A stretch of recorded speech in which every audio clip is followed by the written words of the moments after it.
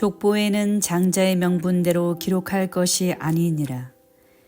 역대상 기자는 다윗으로 말미암은 통일 왕국이 이루어지기까지 하나님께서 이스라엘에게 행하신 구속 역사의 과정을 압축하여 족보로 기록하였습니다.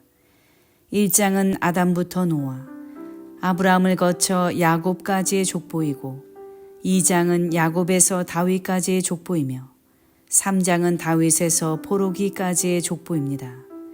그리고 4장부터는 야곱의 12아들로 말미암은 12지파의 족보를 기록하였습니다. 4장에서 유다와 시므온 지파의 족보를 먼저 소개한 후에 5장에서 8장부터는 루벤을 시작으로 그 남은 지파들의 족보를 다루었습니다. 그런데 루벤의 족보를 시작하기 전에 다음과 같은 놀라운 말씀을 먼저 기록하고 있습니다. 역대상 5장 1절과 2절 말씀.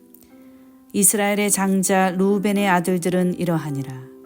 루벤은 장자라도 그 아비의 침상을 더럽게 하였으므로 장자의 명분이 이스라엘의 아들 요셉의 자손에게로 돌아갔으나 족보에는 장자의 명분대로 기록할 것이 아니니라. 유다는 형제보다 뛰어나고 주권자가 유다로 말미암아 났을지라도 장자의 명분은 요셉에게 있으니라. 장자권이 요셉에게 넘어갔다는 것을 확실하게 증거하는 말씀입니다. 이 말씀에서 유의하여 볼 것은 야곱의 아들들의 족보를 기록할 때 장자의 명분대로 기록하지 않았다는 사실입니다. 역대상 5장 1절에서 족보에는 장자의 명분대로 기록할 것이 아니니라 라고 말씀하고 있습니다. 그렇다면 요셉에게 장자권이 넘어갔음에도 불구하고 왜 족보에는 요셉을 장자로 기록하지 않았을까요? 장자의 명분대로 기록하지 않는다는 의미. 요셉이 루벤이 받지 못한 장자권을 얻었다면 족보에도 요셉이 장자로 올라가고 요셉 지파를 통하여 메시아가 오시는 것이 정상일 것입니다. 그러나 예수 그리스도의 족보에는 유다가 장자로 올라가고 예수님은 유다 지파의 다윗 왕의 혈통을 통해서 오셨습니다. 이처럼 장자의 명분이 루벤에게서 요셉에게 넘어갔으나 족보에는 요셉이 아니라 유다가 장자로 기록되고 있는 것입니다. 장자의 명분대로 기록되지 않은 이유. 야곱이 노쇠하고 병들어 죽을 때가 다가오고 있다는 소식을 듣고 요셉은 자기의 두 아들을 야곱에게 데리고 갔습니다. 요셉은 자기의 아들들이 언약의 족장인 아버지 야곱을 통해 축복받기를 원하였던 것입니다. 이때 야곱은 힘을 내어 침상에 앉았는데 그것은 언약의 전수자로서 마지막 사명을 수행하기 위해서였습니다. 그는 여기에서 놀라운 일을 행합니다. 요셉의 두 아들, 자기의 손자인 에브라임과 므낫세를 아들로 삼고 가나안 땅에서의 기업을 에브라임과 므낫세의 이름으로 주었던 것입니다. 창세기 48장 5절과 6절 말씀. 내가 애굽으로 와서 네게 이르기 전에 애굽에서 네게 낳은 두 아들 에브라임과 므낫세는 내 것이라. 루벤과 시므온처럼 내 것이 될 것이요 이들 후에 내 소생이 내 것이 될 것이며 그 산업은 그 형의 명의하에서 함께하리라. 야곱은 에브라임과 므낫세를 내 것이라라고 표현하고 있습니다. 이것은 에브라임과 므낫세를 더 이상 손자가 아니라 야곱의 다른 자식들처럼 자신의 친자식으로 취급하겠다는 의미입니다. 이러한 일은 요셉이 족보의 장자의 명분대로 기록되지 않은 것과 밀접한 연관성을 가지고 있습니다. 그렇다면 야곱이 요셉의 두 아들을 자기의 친아들로 삼은 이유는 무엇입니까? 첫째, 두 손자에게 아브라함의 자손이라는 언약적 뿌리를 알려주기 위해서입니다. 에브라임과 므낫세는 가나안 땅이 아닌 애굽 나라에서 애굽 여인 애굽 나라 온 제사장 보디베라의 딸 아스낫을 통하여 난 애굽 태생입니다. 그러므로 아브라함의 후손으로서의 언약적 뿌리를 잃어버릴 가능성이 많았습니다. 왜냐하면 애굽은 당시로서는 최강대국이었고 더욱이 그들은 당시 애굽의 둘째 치리자인 총리의 아들이었기 때문입니다. 그러나 야곱은 그들이 애굽 총리의 후계자가 아니라 아브라함의 자손으로 살아가기를 원했던 것입니다. 그래서 창세기 48장 16절에서는 이들로 내 이름과 내 조부 아브라함과 아버지 이삭의 이름으로 칭하게 하시오며 라고 말씀하고 있습니다. 이렇게 야곱이 손자인 에브라임과 므낫세를 이들의 반열에 올려놓은 이래로 에브라임과 므낫세는 독립적인 두 지파로 이스라엘의 12지파를 형성하게 되었습니다. 둘째, 요셉의 장자권을 인정하고 그에게 2배의 축복을 주시기 위함입니다. 신명기 21장 15절에서 17절을 보면 장자에게는 2배의 축복이 주어지게 되어 있습니다. 야곱은 죽기 전에 요셉의 두 아들 에브라임과 므낫세를 자신의 아들로 삼아 각각 독립된 지파를 형성하도록 하였습니다. 그리하여 원래 요셉은 한 지파로서 한 분깃을 받아야 하는데도 자신의 자리에 두 아들이 대신 들어가서 두 지파의 분깃을 받게 되었습니다. 이후에는 요셉 지파라는 이름 대신에 에브라임 지파, 므낫세 지파라는 이름이 사용되었습니다.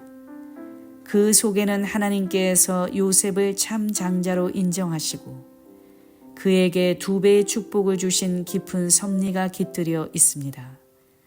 그랜드 종합 주석에서는 요셉이 2 분깃을 얻은 것은 야곱의 장자권이 그에게 승계되었음을 의미한다. 장자권은 본래 장자가 계승하는 것이 원칙이었으나 실제 장자인 루벤은 서모 빌하와의 간통 사건으로 또한 차남 시몬과 삼남 레위는 세겜 학살 사건으로 그 자격이 상실되었다. 때문에 더 이상 장유의 서열에 의해 장자권을 계승하는 것은 의미가 없었다라고 해석하고 있습니다. 이처럼 야곱은 요셉의 2 아들을 루벤과 시므온처럼 자신의 친아들로 삼아 요셉에게 2 몫을 주므로 요셉의 장자권을 인정한 것입니다.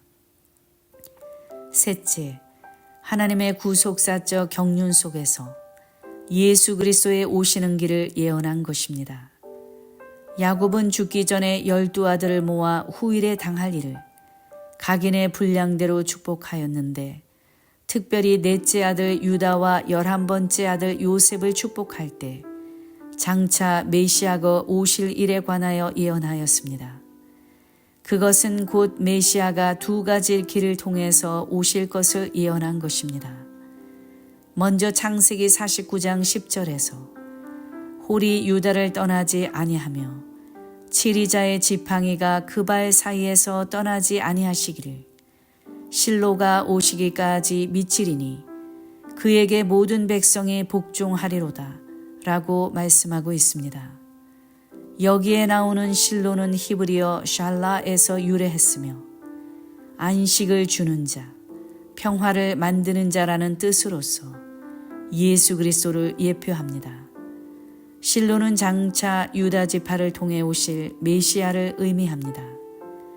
그런데 또 한 가지 메시아가 오시는 길이 제시되어 있는데 바로 요셉 지파를 통한 길입니다.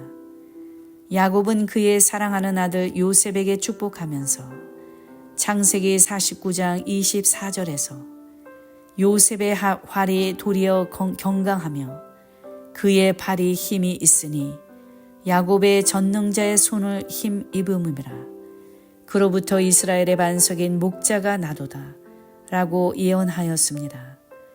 여기에서 그로부터 이스라엘의 반석인 목자가 나도다 라는 표현은 번역상 많은 논란이 있는 부분입니다.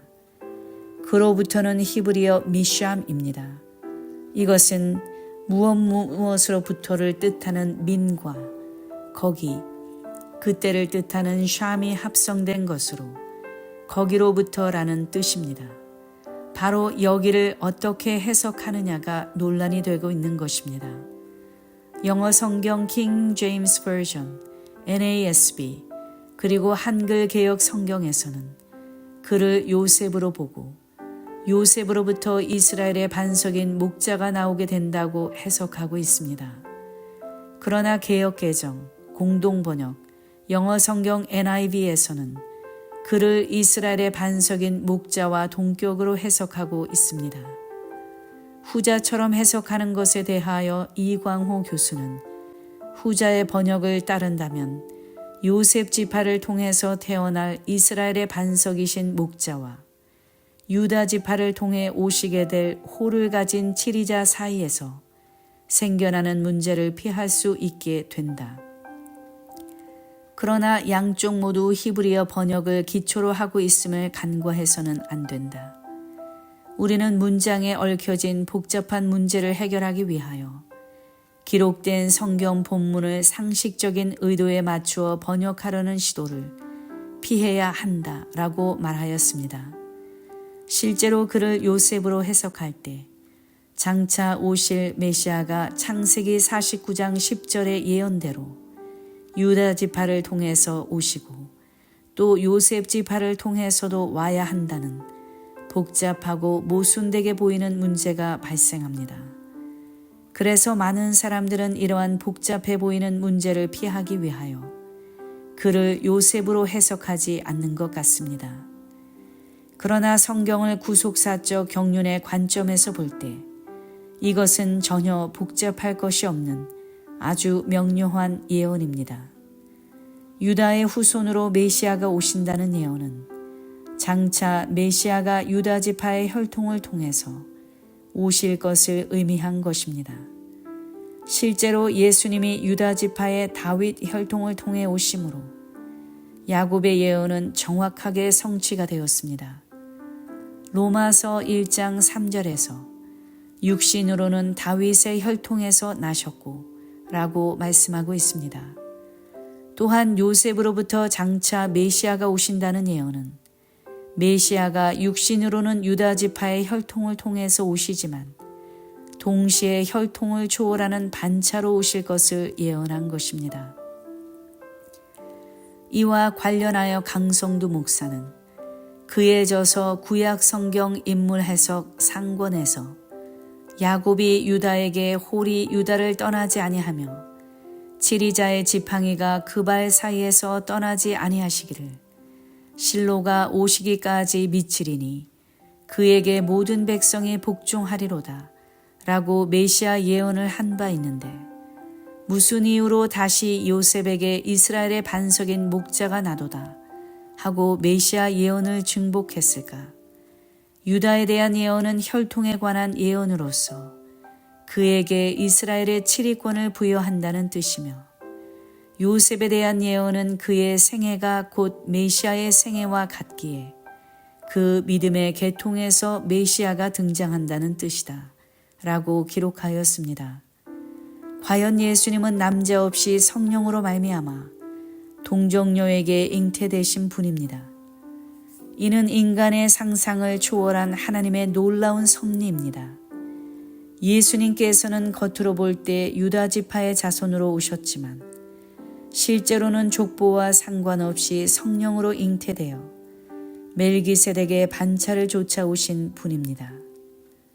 멜기세덱은 실제 역사적 인물이면서도 동시에 족보가 없는 신비한 인물인데 예수님께서 바로 이 멜기세덱의 반차를 쫓아 족보 없이 오셨던 것입니다.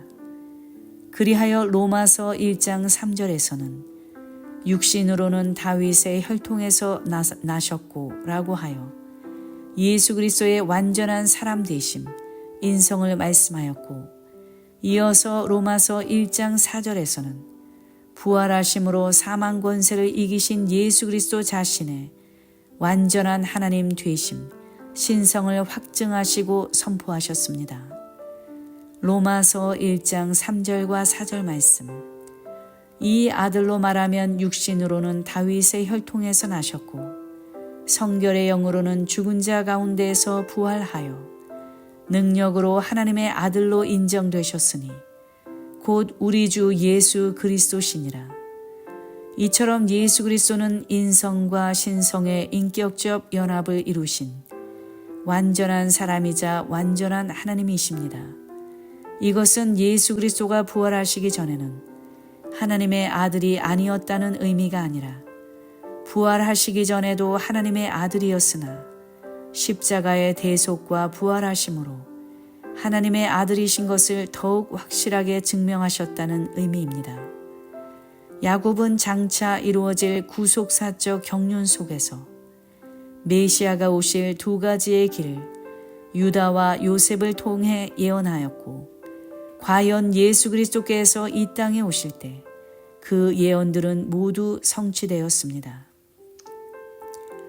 요셉을 통한 4대의 성취. 지금까지 우리는 횃불 언약을 통해 약속하신 믿음의 제4대에 해당하는 장자가 요셉이라는 것을 살펴보았습니다. 횃불 언약 가운데 4대 만에 가나안으로 돌아온다라는 약속은 아브라함, 이삭, 야곱을 거쳐서 제4대인 요셉을 통하여 성취된 것입니다.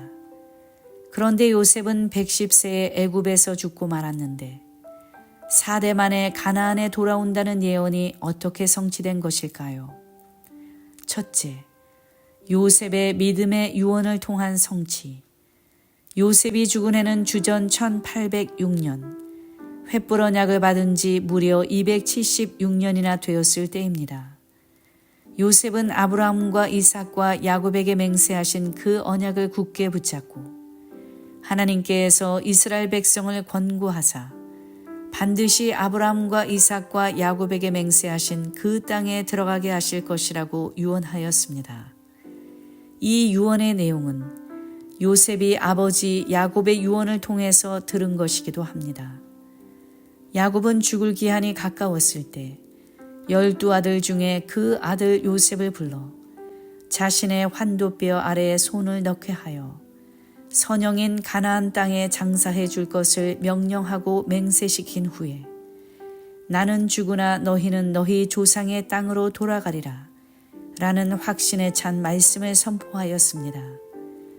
요셉은 이러한 야곱의 유언을 결코 잊지 않았으며 자신의 죽음을 앞둔 순간에도 가나안 땅에 대한 소망으로 충만했습니다. 그래서 요셉은 그 후손에게 하나님께서 공고하시는 그날 자신의 해골을 메고 가나안으로 함께 떠날 것을 맹세시켰습니다. 히브리서 기자는 요셉의 수많은 믿음의 업적 중에서 그가 임종할 때 이스라엘 자손이 애굽에서 떠날 것과 자기 해골을 위하여 유언한 것만을 기록하고 있습니다. 아브라함과 이삭과 야곱이 육신적으로는 죽은 자이지만 하나님은 그들의 살아있는 믿음을 인정하셔서 산자라고 불러주셨습니다. 마찬가지로 요셉도 육신적으로는 죽었으나 믿음으로 산자입니다.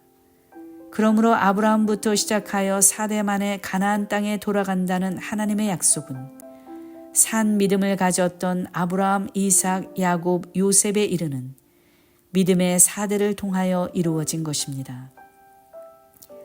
마치 아벨이 죽었으나 그 믿음으로 말하듯이 아브라함과 이삭과 야곱과 요셉 4대의 믿음이 지금도 살아서 믿음 없는 이 패역한 세대를 향해 외치고 있습니다. 누가복음 20장 38절 말씀. 하나님에게는 모든 사람이 살았느니라. 둘째, 요셉의 해골을 통한 성취. 죽자마자 즉시 가나안 땅으로 돌아가 묻힌 야곱과는 달리 요셉은 그의 해골을 장사하지 않고 입감만 한 채로 애굽에서 이스라엘 자손과 함께 있도록 요청하였습니다. 요셉은 내 자손이 이방에서 계기되며 그들을 섬기겠고 그들은 400년 동안 내 자손을 괴롭게 하리니 라고 하신 예언을 기억하고 그 말씀이 그대로 이루어질 것을 의심 없이 믿었으므로 그때가 이르기까지 자신의 해골을 애굽에 남겨놓는 지혜를 발휘했던 것입니다. 요셉의 해골은 그의 확고부동한 언약 신앙을 입증하는 상징물로서 이스라엘 백성에게는 신앙의 큰 표적이 되었을 것입니다. 애굽의 학정 아래 신음하던 이스라엘 자손들에게 요셉의 해골이 함께 있다는 사실만으로도 매일매일 지속되는 고욕 속에서도 약속의 날을 기다리는 소망이 되었을 것입니다. 확실히 요셉의 해골은 어두운 현실을 넘어 멀리 가나안 땅까지 환히 비추어주는 꺼질 줄 모르는 횃불이었습니다. 마침내 이스라엘 백성을 약속의 땅 가나안으로 이끌어준 큰 동력이 되었던 것입니다. 그래서 세일 해머는 그의 저서에서 에스겔 37장 11절 말씀을 토대로 신실한 자의 뼈는 그 땅의 약속이 아직도 성취를 기다리고 있음에 대한 표적의 역할을 하는 것이다 라고 하였습니다. 요셉의 해골을 취하는 모세. 요셉의 유언 이후 360년의 긴 시간이 흐른 뒤 이스라엘 백성은 출애굽하게 되었습니다. 모세는 출애굽하여 나오는 날 애굽 탈출이라는 힘겨운 상황 속에서도 요셉이 그 자손들에게 권고하고 부탁했던 일을 기억하여 미라가 된 요셉의 관을 취하는 것을 잊지 않았습니다. 모세의 이 행동은 출애굽이 갑작스럽게 이루어진 단순한 민족 해방이 아니라 하나님께서 오래전에 계획하신 횃불 언약을 그 섭리대로 성취하신 사건임을 공포하는 표징이 되었던 것입니다. 세겜에 묻히는 요셉의 해골. 출애굽할 때 모세가 취한 요셉의 해골은 광야 40년과 가나안 정복 기간 약 16년을 거쳐서 주전 1390년 여호수아가 110세로 죽은 후에 마침내 가나안의 세겜 땅에 묻히게 됩니다. 과연 하나님의 말씀에 기초했던 그의 믿음대로 된 것입니다. 그의 시신이 방부 처리되어 미라로 썩지 않았듯이 그의 산 믿음은 수백 년 동안 결코 썩지 않았습니다. 이렇게 요셉은 믿음의 제4대로 하나님의 언약을 완성하며 가나안에 입성하였던 것입니다.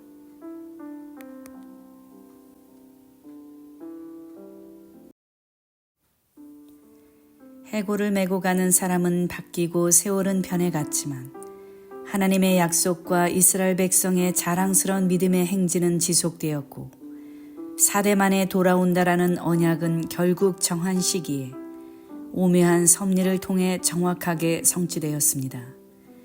일찍이 하나님께서는 야곱을 애굽으로 끌어내리시면서 야곱을 반드시 가나안 땅으로 다시 인도하실 것이라고 약속하셨습니다. 그러나 야곱은 애굽에서 죽었고 그는 가나안 땅에 갈 수 없었습니다. 그렇다고 하나님의 약속이 성취되지 않았습니까? 아닙니다. 비록 야곱은 죽었지만 요셉이 그의 시신을 가나안의 막벨라 굴에 장사함으로써 하나님의 약속은 성취된 것입니다. 마찬가지로 비록 요셉은 애굽에서 죽었지만 그의 뼈가 가나안 땅 세겜에 묻힘으로 말미암아 아브라함, 이삭, 야곱을 잇는 4대째 요셉에 의해 하나님의 횃불 언약은 성취가 되었던 것입니다. 4대 만에 돌아온다는 약속의 말씀이요. 참으로 오묘한 하나님의 구속사적 경륜이요.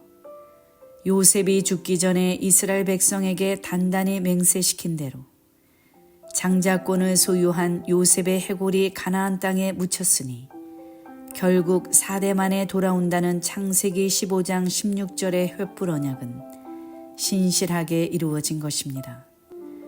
주전 2082년에 횃불 언약이 체결된 이후 무려 692년 만에 이루어졌습니다.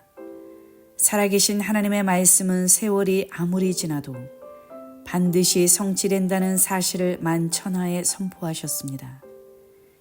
692년이라는 장구한 세월 동안 하나님께서는 역사를 주권적으로 섭리하셨고 때가 되어 마침내 약속하신 것을 하나도 남김없이 정확하게 이루셨던 것입니다. 할렐루야. 요셉의 해골, 그것은 죽어 말라 비틀어진 뼈 조각이 아니었고 영원토록 살아계신 하나님의 미쁘심과 언약의 신실하심을 확증한 결정적 표징이었습니다.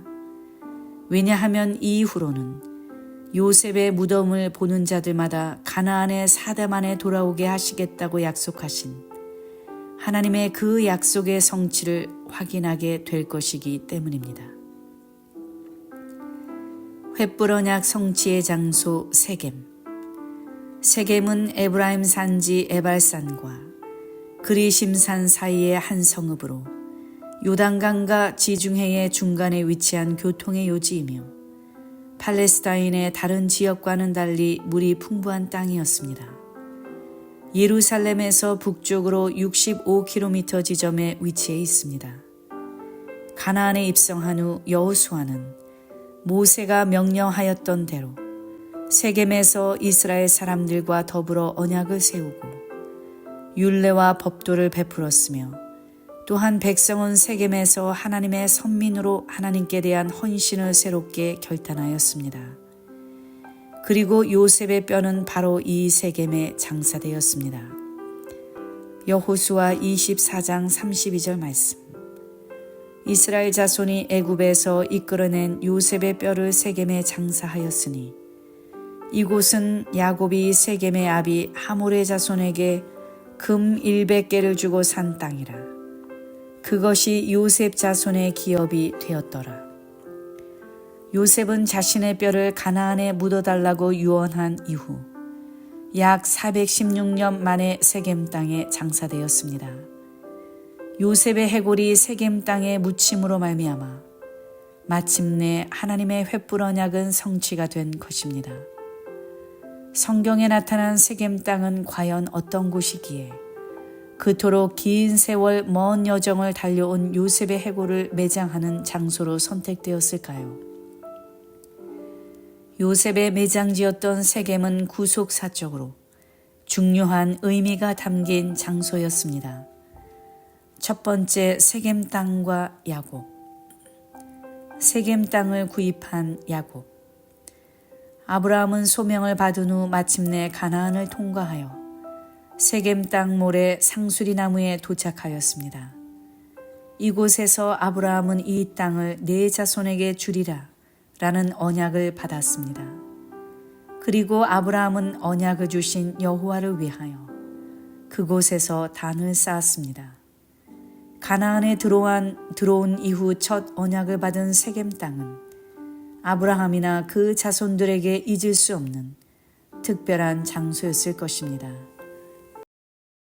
그 후에 아브라함의 손자 야곱은 밧단 아람에서 돌아와 세겜 성에 이르러 장막을 치고 그 장막을 친 밭을 세겜의 아비 하몰의 아들들에게서 은 100개를 주고 사서 그곳에 단을 쌓아 정결케 하였습니다. 야곱은 이곳에서 하나님 앞에 예배드린 제단을 엘 엘로헤 이스라엘이라고 명하였는데 이는 하나님 이스라엘의 하나님이라는 뜻입니다. 창세기 33장 18절에서 20절 말씀. 야곱이 밧단 아람에서부터 평안히 가나안 땅 세겜 성에 이르러 성 앞에 그 장막을 치고 그 장막 친 밭을 세겜의 아비 하몰의 아들들의 손에서 은 100개로 사고 거기 단을 쌓고 그 이름을 엘 엘로헤 이스라엘이라 하였더라. 또한 세겜은 야곱이 베델로 올라가서 거기 거하며 거기서 단을 쌓으라라는 하나님의 계시를 받고 자신은 물론 자기 집 사람과 자기와 함께한 모든 자로 더불어 이방 신들을 모조리 묻었던 기념적 장소였습니다. 세겜 땅에 대한 야곱의 유언. 야곱은 특별히 요셉을 불러 마지막 유언을 할 때 자신은 죽지만 하나님께서 반드시 요셉을 비롯한 이스라엘 백성을 가나안 땅으로 인도하시며 요셉이 세겜 땅을 차지하게 된다고 하였습니다. 창세기 48장 21절에서 22절에 이스라엘이 요셉에게 또 이르되 나는 죽으나 하나님이 너희와 함께 계시사 너희를 인도하여 너희 조상의 땅으로 돌아가게 하시려니와 내가 내게 네 형제보다 일부분을 더 주었나니 이는 내가 내 칼과 활로 아모리 족속의 손에서 빼앗은 것이니라 라고 말씀하고 있습니다. 여기 일부분의 히브리어가 세겜입니다. 여기에서 야곱은 자신이 마치 가나안 정복 전쟁에 참여하여 세겜 땅을 얻은 것처럼 묘사하고 있습니다. 야곱은 자신의 후손들에 의해서 이루어질 일을 마치 자신이 이룩한 것처럼 후손들과 자신을 동일시함으로써 횃불 언약이 반드시 성취된다는 것을 확증한 것입니다. 여기에서 야곱은 가나안에 들어갈 대상 속에 요셉을 포함하여 너희라고 말하였고 특히 22절에서는 세겜 땅을 내게 준다라고 함으로써 요셉이 반드시 세겜 땅에 들어가 그 땅을 소유하게 될 것을 확실하게 했던 것입니다. 이 유언대로 후에 세겜 땅에는 요셉의 해골이 묻히고 요셉 자손들이 그 땅을 차지하게 되었습니다. 야곱이 믿음으로 한 마지막 유언은 요셉의 남은 생애 가운데 항상 가슴 속에서 소리쳤을 것입니다. 요셉은 반드시 자신을 통하여 횃불 언약이 성취될 것을 믿고 그것을 바라보았을 것입니다. 둘째, 세겜 땅에 대한 두 가지 다른 기록.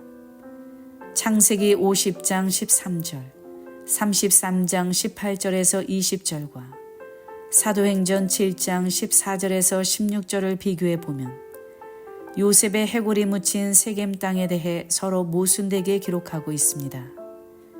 이러한 문제들은 오직 하나님의 구속사적 경륜 속에서만 해결될 수 있습니다. 야곱의 매장지에 대한 문제.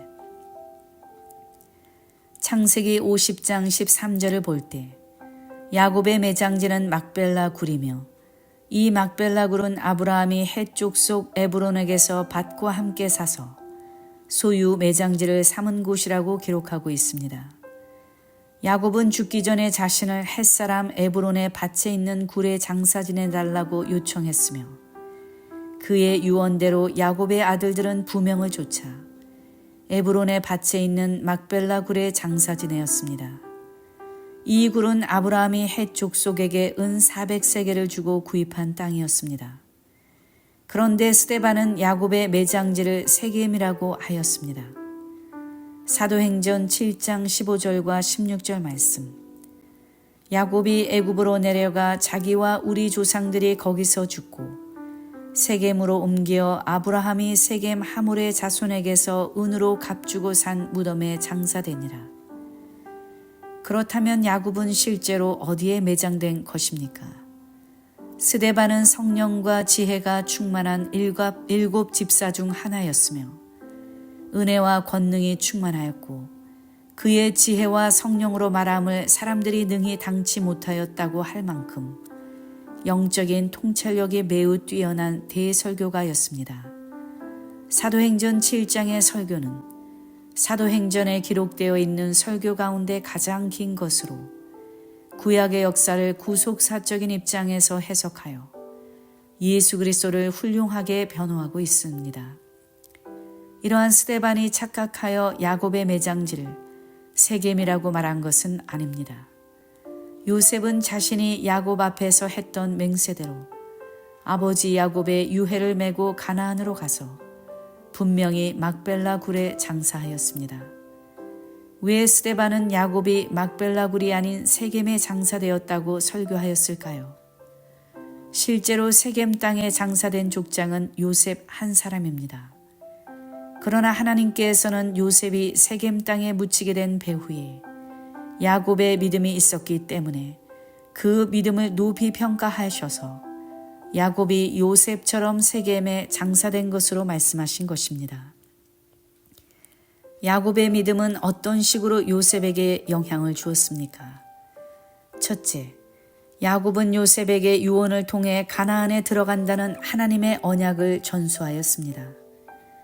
창세기 48장 21절에서 야곱은 나는 죽지만 하나님께서 너희를 가나안 땅으로 인도하신다라는 유언을 요셉에게 하였고, 요셉도 야곱의 그 유언대로 나는 죽지만 하나님께서 너희를 가나안 땅으로 인도하신다라는 유언을 이스라엘 백성에게 남겼습니다.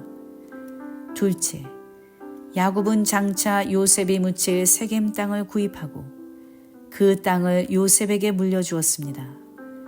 야곱은 비록 자신은 애굽 땅에서 죽지만 하나님의 약속대로 반드시 가나안 땅을 유업으로 받을 것을 확신하고 세겜 땅을 미리 요셉에게 주었습니다. 요셉이 묻힌 세겜 땅은 야곱이 직접 산 땅이었습니다. 야곱은 장차 요셉의 해골이 묻힐 땅을 미리 구입함으로써 횃불 언약이 성취되는 길을 준비한 셈입니다.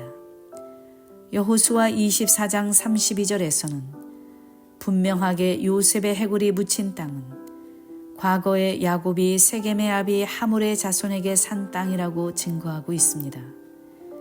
이 상에서 볼 때 요셉이 세겜에 묻히게 된 배후에는 야곱의 믿음이 바탕이 되었음을 알 수 있습니다. 실제로는 요셉만 세겜 땅에 묻혔지만 야곱이 믿음의 안목에서 세겜 땅을 구입하여 요셉에게 주었으므로 스데반은 야곱도 세겜에 묻힌 것으로 설교한 것입니다. 이러한 대표의 원리는 성경에서 가버나움 백부장의 하인이 고침을 받는 과정에서도 드러납니다. 마태복음 8장 5절에서 13절에서는 백부장이 직접 예수님께 나아왔다고 하였으나 누가복음 7장 2절에서 9절에서는 예수의 소문을 듣고 유대인의 장로 몇을 보내었다고 기록하고 있습니다. 백부장이 실제로 오지 않고 유대인의 장로 몇을 보내었던 것인데 마태복음에서는 장로들을 보낸 백부장의 믿음을 높이 평가하여 마치 백부장이 직접 온 것과 동일한 것으로 취급하여 기록한 것입니다.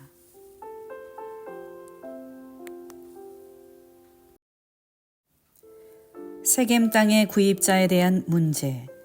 세겜에 있는 땅을 산 사람은 야곱입니다. 창세기 33장 18절에서 20절에서는 분명 야곱이 세겜성 앞에 장막 친 밭을 하몰의 아들들의 손에서 은 100개를 주고 샀다고 기록하고 있습니다. 야곱은 세겜성을 하몰의 아들들에게서 사서 그곳에 단을 쌓고 그 이름을 하나님, 이스라엘의 하나님이란 뜻인 엘 엘로헤 이스라엘이라고 지었습니다. 그러나 신약 시대에 이르러 스데반은 순교하기 직전에 설교를 하면서 사도행전 7장 14절에서 16절에 아브라함이 세겜의 땅을 하몰의 자손에게서 샀다고 말하였습니다. 그렇다면 실제로 세겜 땅은 아브라함과 야곱 둘 중에 누가 산 것입니까? 사도행전 7장 14절과 16절 말씀. 요셉이 보내어 그 부친 야곱과 온 친족 75사람을 청하였더니 야곱이 애굽으로 내려가 자기와 우리 조상들이 거기서 죽고 세겜으로 옮겨 아브라함이 세겜 하몰의 자손에게서 은으로 값주고 산 무덤에 장사되니라.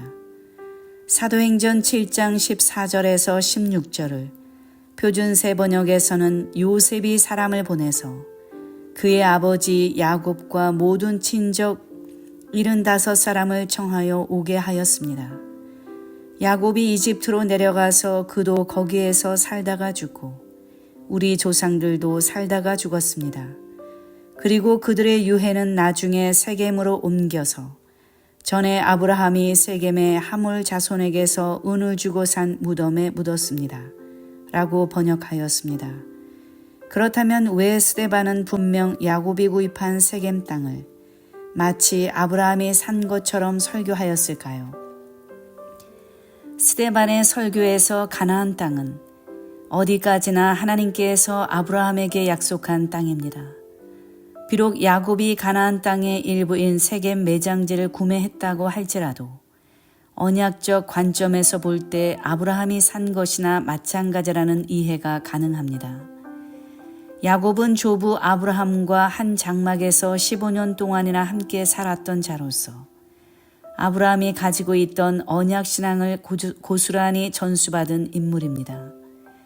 야곱이 가나안에서 땅을 산 것은 아브라함에게 물려받은 믿음을 가지고 가나안을 유업으로 주신다는 하나님의 확실한 약속을 믿고 구입한 것입니다.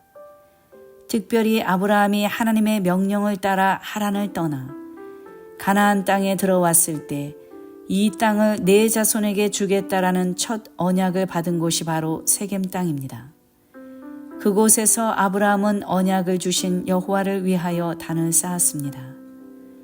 박윤선 박사는 그의 사도행전 주석에서 아브라함이 세겜을 샀다는 기록은 없으나 그가 그때에 그 땅을 사지 않고 남의 땅에서 예배하였을 리가 없다.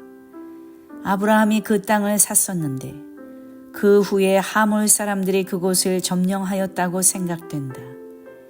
야곱이 그 땅에 이르렀을 때에는 아브라함 시대부터 100여 년 후이니 그가 그 땅을 새로이 샀을 것이다 라고 했습니다. 아브라함이 실제로 세겜 땅을 샀다는 것을 명백하게 지지하는 성경 구절은 없지만 세겜에서 아브라함이 제단을 쌓았다라는 것은 그가 믿음으로써 하나님께서 약속하신 땅을 이미 소유했다는 신앙의 증표입니다. 후대에 야곱을 비롯한 이스라엘 백성은 세겜의 제단을 보면서 믿음의 조상 아브라함을 생각함과 동시에 그와 그 자손들에게 주신 언약을 확고히 믿기에 이르렀을 것입니다. 이러한 관점에서 스데반은 아브라함이 세겜 땅을 샀다고 설교하였던 것입니다. 실제적인 구매자는 야곱이지만 언약적 관점에서 근원적인 구매는 아브라함으로부터 시작되었다고 볼 수도 있습니다. 야곱이 샀지만 야곱이 그 땅을 사는데 결정적인 영향을 끼친 사람이 아브라함이기 때문에 아브라함이 샀다고 말씀한 것입니다. 이처럼 세겜 땅의 구입 문제는 구속사적 경륜 속에서 믿음으로서만 이해할 수 있는 신비한 문제인 것입니다. 셋째, 세겜의 구속사적 의미. 요셉의 해골이 묻힌 세겜은 그 어원을 살펴보면 구속사적 의미가 명확해집니다. 첫째, 세겜은 히브리어로 어깨, 짐을 진이라는 뜻을 가지고 있습니다. 세겜은 동사 샤캄에서 유래하였는데 본래 의미는 어깨에 짐을 지기 위해 굽히다, 사람이나 짐승의 등에 적재하다 란 뜻입니다. 예수님께서는 세겜 그 이름의 뜻대로 이 땅에 오셔서 전 인류를 대신해 무거운 십자가를 어깨에 짊어지셨습니다. 마태복음 11장 28절에서 수고하고 무거운 짐진 자들아 다 내게로 오라. 내가 너희를 쉬게 하리라 라고 말씀하셨습니다. 예수님께서는 십자가를 지시고 골고다에 오르는 길에서 그 무게에 짓눌려 여러 번 쓰러지셨고 결국 처참하게 십자가에 못 박히셨지만 그것으로 인생의 모든 짐을 해결해 주셨던 것입니다. 시편 55편 22절 말씀. 내 짐을 여호와께 맡겨버리라. 너를 붙드시고 의인의 요동함을 영영히 허락지 아니하시리로다. 시편 68편 19절 말씀. 날마다 우리 짐을 지시는 주, 곧 우리의 구원이신 하나님을 찬송할지로다. 둘째, 세겜의 어원 샤캄은 아침 일찍 깨어나다, 일찍 시작하다라는 뜻을 가지고 있습니다. 예수님께서는 우리의 짐을 대신 지시고 십자가에 죽으셨을 뿐만 아니라 3일 만에 새벽 미명에 부활하심으로 인류에게 새 소망의 아침을 열어주셨습니다. 십자가로 우리의 모든 짐을 해결하시고 부활하신 예수님은 광명한 새벽별로 장차 다시 오실 것입니다. 이처럼 요셉이 묻혔던 세겜의 어원 속에는 구속사적으로 십자가와 부활 사건까지 함축적인 의미가 담겨 있습니다. 오늘날도 예수 그리스도의 십자가와 부활에 대한 확실한 믿음을 가진 성도들은 하나님의 횃불 언약을 완전히 성취하는 산자의 신앙을 가진 자들이 될 것입니다.